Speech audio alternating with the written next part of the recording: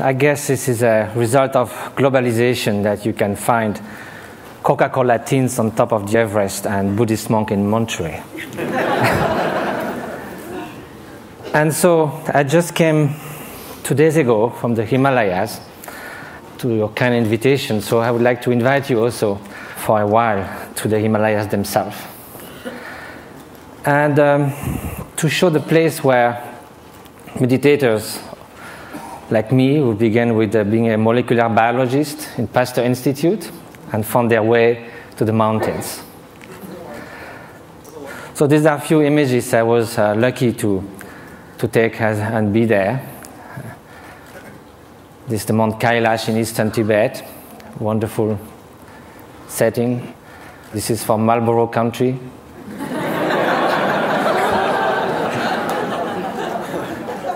This is a turquoise lake, a meditator. This is the hottest day of the year, somewhere in eastern Tibet, on August 1st.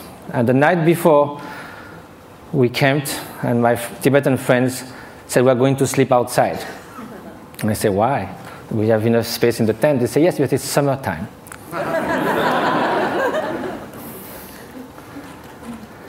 So now we are going to speak of happiness. As a Frenchman, I must say that there are a lot of French intellectuals that think happiness is not at all interesting. I just wrote an essay on happiness, and there was a controversy, and someone wrote an article saying, don't impose on us the dirty work of happiness. We don't care about being happy. We need to live with passion. We like the ups and downs of life. We like our suffering because it's so good when it ceases for a while. This is what I see from the balcony of my hermitage in the Himalayas. It's about 2 meters by 3, and you are all welcome anytime. Now let's come to happiness, or well-being.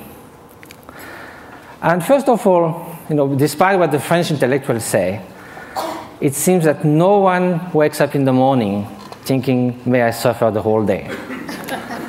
Which means that somehow, consciously or not, directly or indirectly, in the short and the long term, whatever we do, whatever we hope, whatever we dream, somehow is related to a deep, profound desire for well-being or happiness.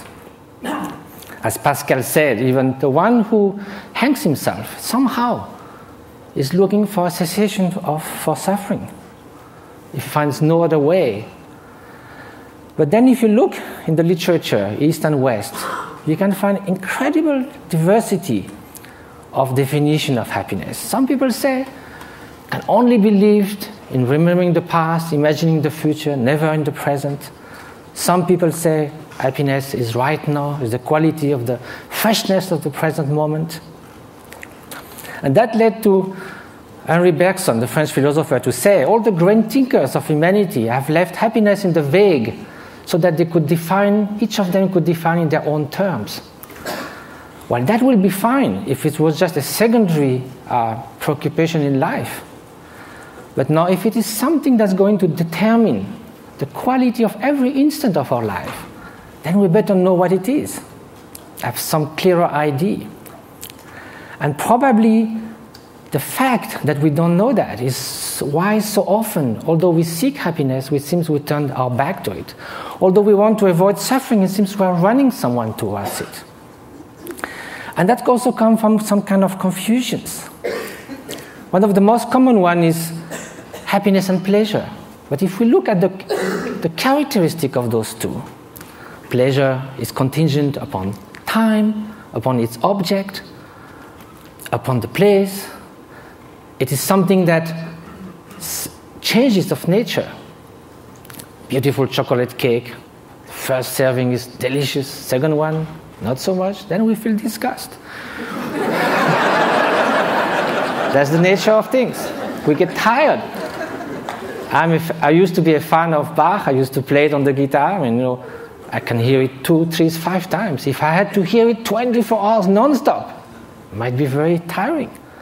If you are feeling very cold, you come near a fire, it's so wonderful. Then after some moments, you just go a little back and then it starts burning.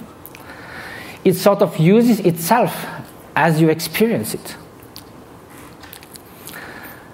And also, again, it can also, it's something that it is not something that is radiating outside. Like, you can feel intense pleasure, and some others around you can be suffering a lot. Now, what then will be happiness? And happiness, of course, is such a vague word.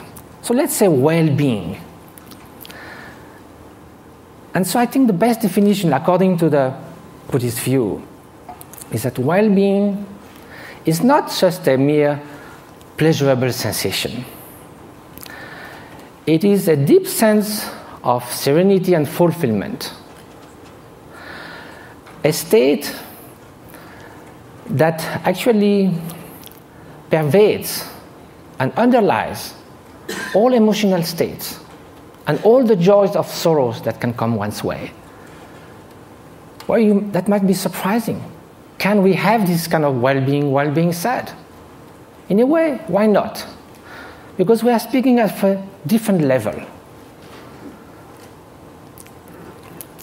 Look at the waves coming near the shore.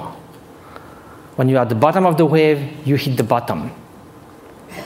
You hit the solid rock. When you are surfing on the top, you are all elated. So you go from elation to depression. There's no depth. Now, if you look at the high sea, there might be beautiful, calm ocean like a mirror. There might be storms, but the depth of the ocean is still there, unchanged. So now, how is that? It can only be a state of being, not just a fleeting emotion, sensation, even joy that can be the spring of happiness. But there's also wicked joy. You can rejoice in someone's suffering.